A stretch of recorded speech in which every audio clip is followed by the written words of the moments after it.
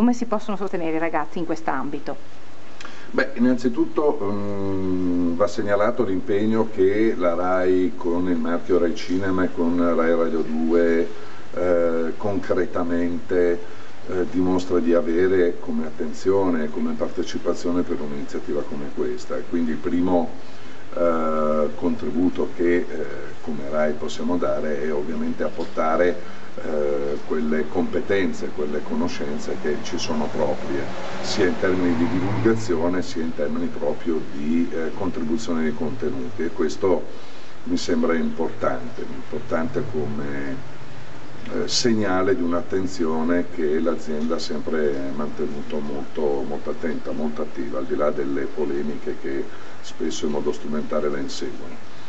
D'altra parte il coinvolgimento, la valorizzazione degli aspetti culturali che sottengono a un'offerta cinematografica è in parte sia l'espressione di una difesa di una cultura, della capacità di saper leggere anche la cultura altrui, e certamente la capacità di poter narrare e di saper costruire un nuovo linguaggio attraverso gli strumenti grammaticali, lessicali che la narrazione cinematografica prevede, e quindi l'acculturazione anche semplicemente di strumenti che possano dare una lettura critica di tutto quello che si vede o di tutto quel poco che si vede per certi versi, perché molto in più si dovrebbe vedere,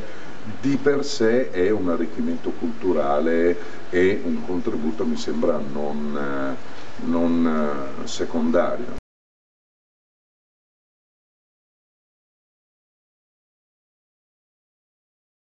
Coltivare la passione è certamente una delle migliori garanzie che possa offrire una strategia di costruzione del futuro, in considerazione del fatto che per le poche certezze che il futuro disegnato dagli adulti sta offrendo ai giovani, forse la passione rimane almeno un elemento di cui difficilmente si può essere espropriati, dico difficilmente, quantomeno insomma, se lo si è in modo più consapevole, no? E non in modo così distratto, quantomeno. L'altro aspetto è certamente imparare e dedicarsi a capire che il cinema è una forma di lavoro cooperativo, lavoro di gruppo, cogliere nella costruzione di una narrazione, di un insieme, ma financo anche di un messaggio, fosse quello solo l'unico obiettivo,